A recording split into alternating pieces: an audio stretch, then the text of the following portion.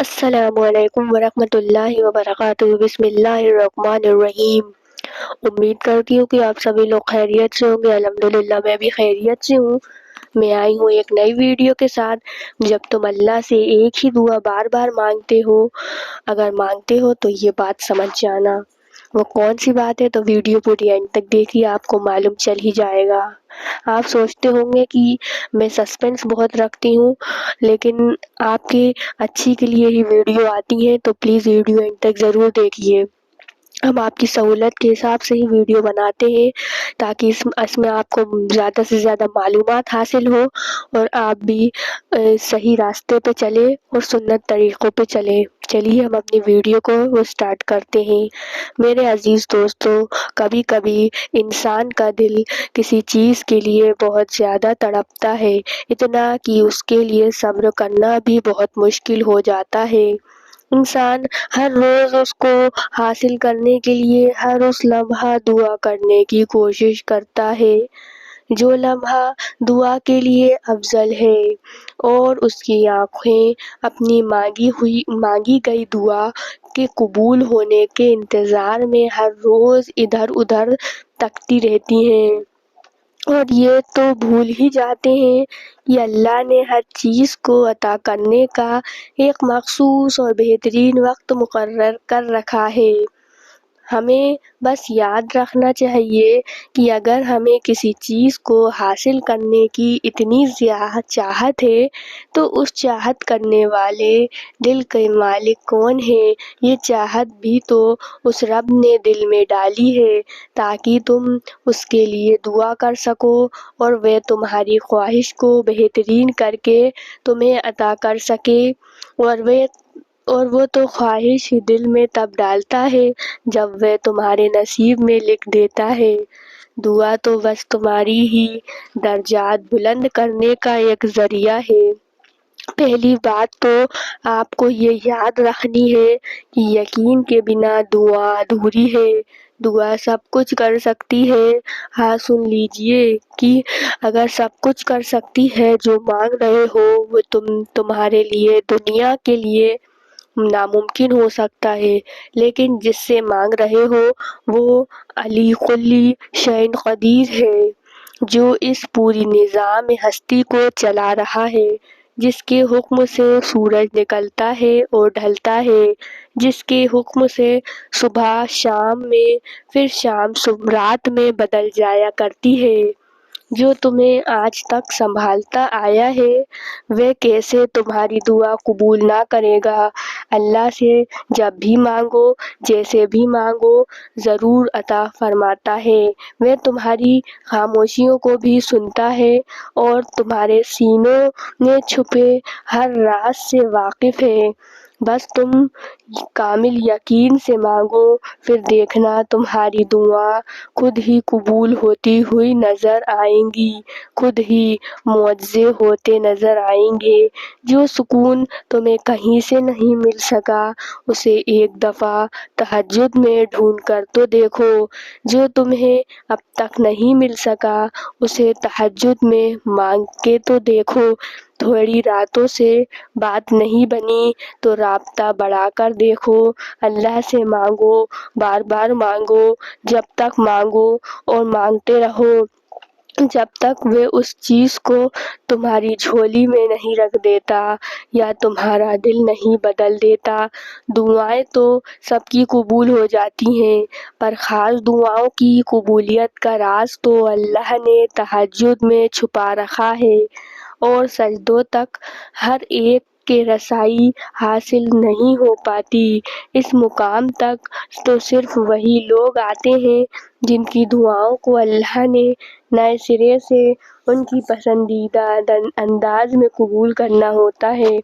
اللہ کی عطا کے خزانے تو بے شمار ہیں، اور وہ تو بن مانگے بھی نواز دیتا ہے، پر سجدے کی لذت تو صرف کسی کسی کو آشنا کرواتا ہے، اور جب کوئی سجدے میں گر کر اپنے آپ کو اللہ کو سونپ دیتا ہے تو پھر اللہ اس کے لیے کافی ہو جاتا ہے، اور اس کا کافی ہو جانا جانتے ہو کیسا ہے؟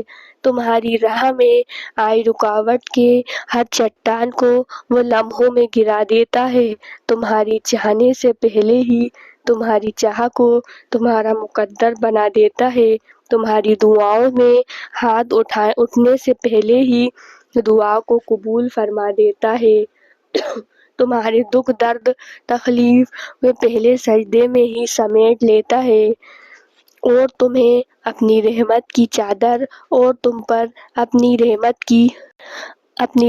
کی چادر چڑھا دیتا ہے۔ وہ فرشتے ہو کر بھی اتنے نہیں ہوتے جس طرح دوران سجدے اللہ تم سے قریب ہوتا ہے، اور تم اپنے رب کے اتنے قریب ہو جاؤ وہ تمہیں خالی ہاتھ لوٹا دے، ایسا تو ہرگز نہیں ہوتا۔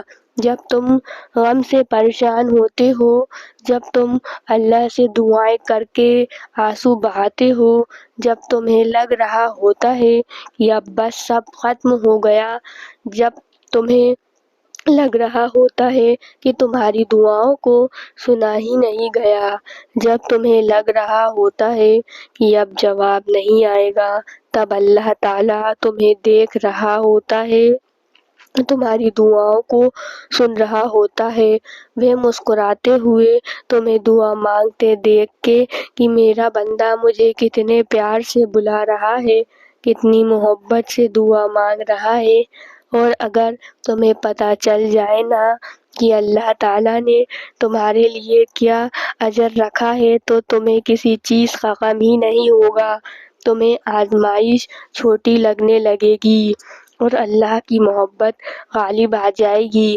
مگر ہر چیز کا ایک وقت اللہ تعالیٰ نے مقرر کر رکھا ہے، جو تم بھی دعا کرو تو بس دعا کرو اور بہترین وقت کا انتظار کرو، اور نصیب سے نہیں گھبراؤ، وہ تو اللہ کے ہاتھ میں ہے، جو تم سے بے انتہا محبت کرتا ہے۔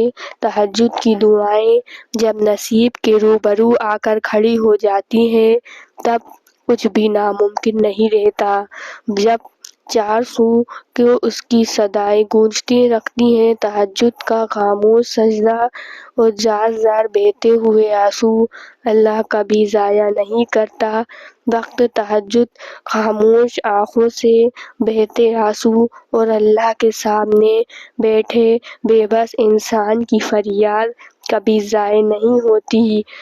بہت خوش نصیب ہوتے ہیں وہ لوگ جن کو تہجد نصیب ہو جایا کرتی ہے، جس کے نصیب میں سجدہ تہجد لکھ دیا گیا، اس کے نصیب میں خدا لکھ دیا گیا، جسے محبت کی انتہا کو پہنچ کر معراج کا افسانہ لکھ دیا گیا۔ بعض دفعہ اللہ تبارک و تعالیٰ آپ کو آپ کی سب سے پسندیدہ چیزوں اور لوگوں سے دور کر دیا کرتا ہے، مقصد آپ کا دل دکھانا نہیں ہوتا، دراصل آپ کا اس رب کے قریب ہونا مقصد ہوتا ہے۔ اگر کہیں محسوس ہو کہ آپ اکیلے ہو تو مت بھولنا کہ آپ کم سے کم اکیلے تو نہیں ہو سکتے، اللہ تعالیٰ کبھی بھی کسی کو اکیلا تو نہیں کرتا۔ دل کی گہرائیوں سے پکارو اللہ کو، آپ کی ماں آپ کی ایک پکار پر اتنا تڑپتی ہے تو وہ کتنا پاس آتا ہوگا۔ کبھی امید نہیں کھونا، کبھی اداس نہیں ہونا، کیونکہ وہ کبھی امیدیں نہیں توڑتا، وہ دلوں کو جوڑنے والا ہے، وہ نور اعلیٰ نور کر دیا کرتا ہے۔ جان لو آزمائشیں وقتی ہوتی ہیں، جتنی جلدی آزمائش سے مایوس ہونے کی بجائے رب سے لو لگا لی نا، اتنی جلدی آزمائش سے دسترست بھی پار لوگے۔ ایک بات ہمیشہ یاد رکھو، ہزاروں مسائل کا ایک ہی حل ہے، وہ ہے توکل۔ جہاں توکل ہو نا وہاں شکوے نہیں ہوتے، جہاں توکل ہو وہاں دل کبھی بے سکون نہیں ہوتے۔ اگر پھر بھی لگتا ہے کہ ہمت ہار گئے ہو تو اب جان لو کہ وقت آزمائش اب ختم ہونے کے ہوئے۔ اللہ تعالیٰ قرآن میں فرماتا ہے کہ میں کسی بھی جان کو اس کی طاقت سے زیادہ نہیں آزماتا ہوں، تو کیسے ممکن ہے کہ تمہاری آزمائش ختم نہیں ہو سکتی؟ اگر ایک آزمائش کے بعد دوسری آزمائش آ رہی ہے تو جان لو اللہ تمہیں مزید اپنے قریب کرنا چاہتا ہے، تمہیں اپنی محبت سے نوازنا چاہتا ہے اور تمہیں تمہاری چاہت سے بھی نواز دے گا، اور جب تک آزمائے گا جب تک تم مکمل اس کی محبت سے سرخرو نہیں ہو جاتے۔ آزمائش ایک طرح سے آپ کو مضبوط کرنے کے لیے بھی آتی ہے، جو کہ بہت ضروری ہوتی ہے۔ اللہ جانتا ہے کہ بہت کمزور ہو آپ، اس لیے انہی چیزوں کے ذریعے آزماتا ہے جو آپ کی من پسند ہوتی ہے۔ یقین کرو اسی آزمائش سے آپ اتنے مضبوط ہو جاتے ہیں کہ کوئی آپ کو کچھ بھی بول دے آپ کو فرق نہیں پڑتا، کیونکہ آپ خود بھی مضبوط ہو جاتے ہو اور اللہ سے آپ کا فرشتہ بھی مزید مضبوط ہو جاتا ہے۔ پھر آپ سب کچھ اللہ پر چھوڑ کر بے فکر ہو جاتے ہو۔ دلوں کی حال تو اللہ سے بہتر کوئی جانتا ہی نہیں، دلوں کے حال اللہ بہتر جانتا ہے، اور تقدیروں کے کھیل بھی اسی کے ہاتھ میں ہے۔ تو پھر کیوں مطمئن نہیں ہو، کیوں سوچوں میں گھرے ہوئے ہو، کیوں اس کی چاہت پر یقین نہیں، اس کے فیصلوں پر راضی نہیں؟ جب اللہ جانتا ہے کہ کس وقت کیا بہتر ہے، پھر دل میں وسوسے کا سوال ہی پیدا نہیں ہونا چاہیے۔ اگر ابھی بھی سوچوں میں ڈوبے ہوئے ہو، دل بے چین ہے، تو سمجھ جاؤ تم دل سے راضی نہیں۔ اس کے فیصلوں پر صرف زبان سے کہہ دینا توکل تو نہیں ہوتا، بلکہ زبان کے کھلنے سے پہلے دل سے راضی ہونا توکل ہے۔